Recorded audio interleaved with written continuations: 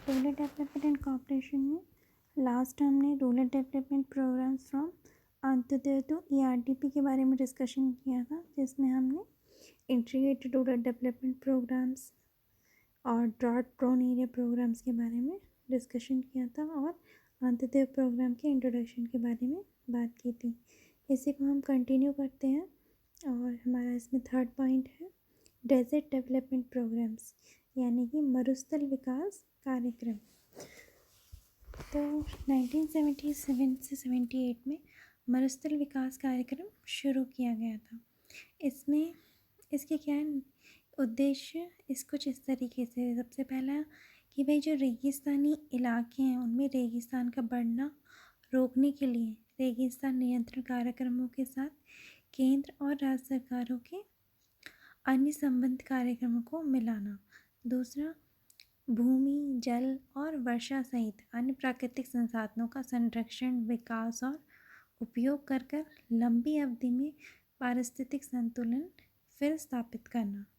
ये उद्देश्य पूरे करने के लिए जो काम किए जा रहे हैं वो इस तरीके से है कि भाई जो रेत की टीलों को बढ़ाने से रोकने के लिए वृक्षारोपण, पेड़ लगाना और घास के मैदान बनाना, उर्वर भूमि और नमी संरक्षण और जल संसाधनों का विकास करना। इस कार्यक्रम में होने वाले व्यय को वर्ष 1999 से 2000 से तक केंद्र सरकार और राज्य सरकार द्वारा 75:25 के अनुपात में वहन किया जाता है। डीडीपी क्षेत्र में रहने वाले लोग जो हैं उनकी विशेष समस्याओं को देखते हुए चीन ने डीडीपी ब्लॉक में ग्रामीण पेयजल आपूर्ति के लिए कार्यक्रम के तहत कुल धनराशि 10% अलग रखा जाता है तथा राज्यों को 100% अनुदान सहायता के रूप में दी जाती है। नेक्स्ट है इसमें हमारा training of rural youth for self employment, यानी कि ग्रामीण युवाओं को स्वरोजगार के लिए प्रशिक्षण, यानी कि ट्रेस। ठीक है, ग्रामीण युवाओं को स्वरोजगार के लिए प्रशिक्षण।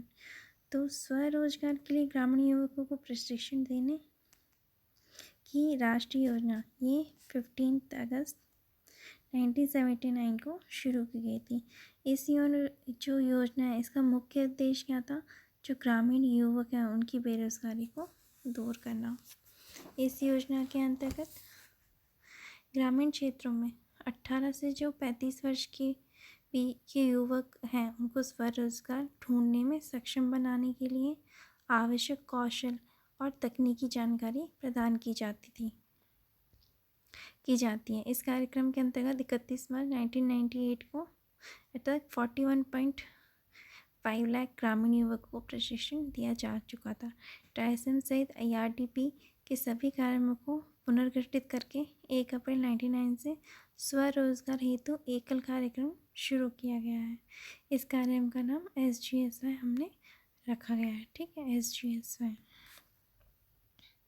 यानी कि इंटीग्रेटेड रूरल डेवलपमेंट प्रोग्राम्स। ठीक है, उसी की बात हो रही है।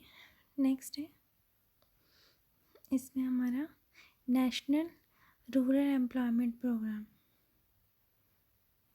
यानी कि राष्ट्रीय ग्राम रोजगार कार्यक्रम।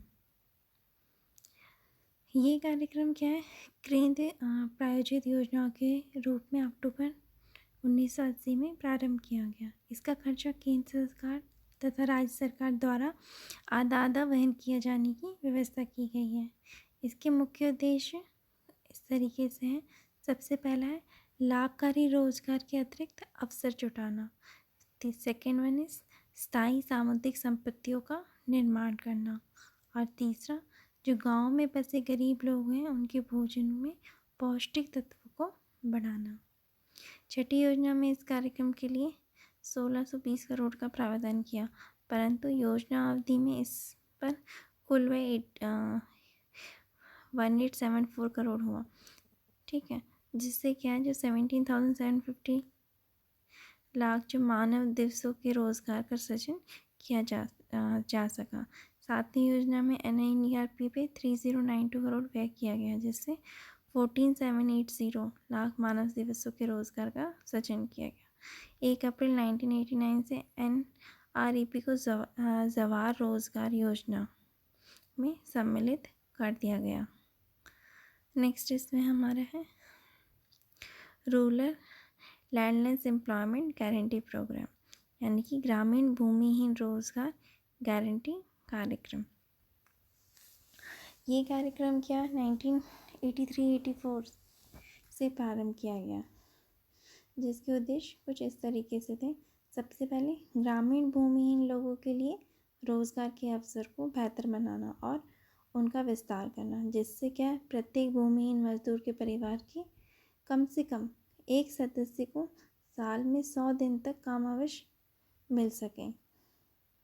दूसरा है गाँव में बुनियादी ढांचा मजबूत करने के लिए स्थायी संपत्तियां बनाना, जिससे जो ग्रामीण की जो अर्थव्यवस्था है उसको तेज़ी से विकास करने में मदद मिले। इस कार्यक्रम में छठी तथा सातवीं योजनाओं में क्रमशः 394 करोड़ रुपए तथा 2640 करोड़ रुपए का व्यय किए गए। इससे छठी योजना में 2630 लाख मानव दिवस तथा सातवीं योजना में 11,500 लाख मानव दिवस रोजगार का सृजन किया जा सका। 1 अप्रैल 1918 इसको भी RLGEPM को जवाहर स्वरोजगार योजना में शामिल कर लिया गया, जो यानी कि rural landless employment guarantee programme को भी जवाहर रोजगार योजना में शामिल कर लिया गया। नेक्स्ट है इसमें हमारा जवाहर रोजगार योजना।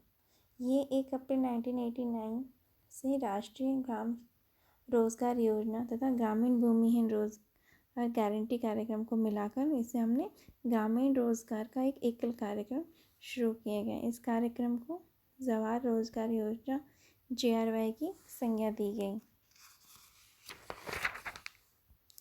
इसके उद्देश्य कुछ इस प्रकार थे। सबसे पहले प्राथमिक उद्देश्य यानी कि प्राइमरी ऑब्जेक्टिव।